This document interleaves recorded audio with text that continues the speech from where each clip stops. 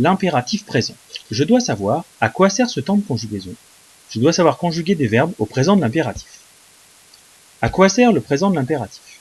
Il sert à exprimer un ordre ou une interdiction.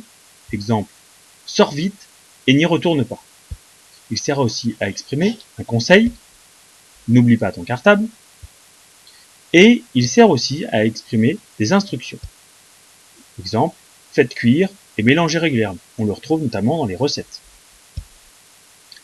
Ainsi, quand on exprime un ordre, une interdiction, un conseil ou des instructions, nous sommes généralement dans des phrases injonctives.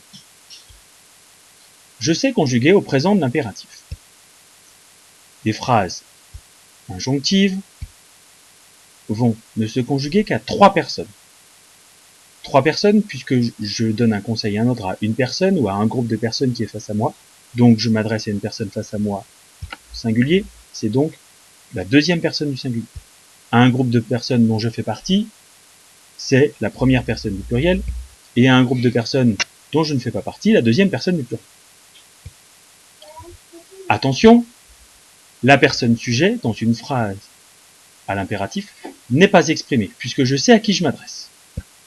Exemple, je ne dis pas tu vas les appeler et vous rapporter de l'aide, mais va les appeler et rapporter de l'aide.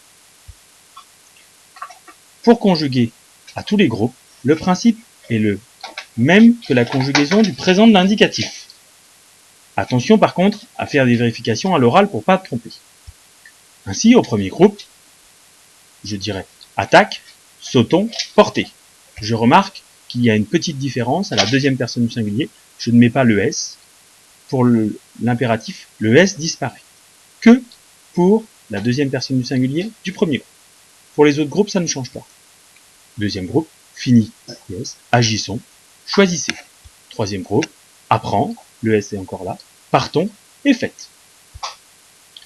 Il reste encore 2 autres verbes particuliers, être et avoir. Il faudra faire attention à un cas particulier pour aller.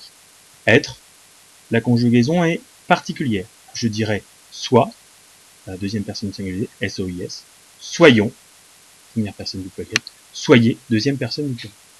Avoir, est, A-I-E, ayons, O-N-S, ayez, E-Z.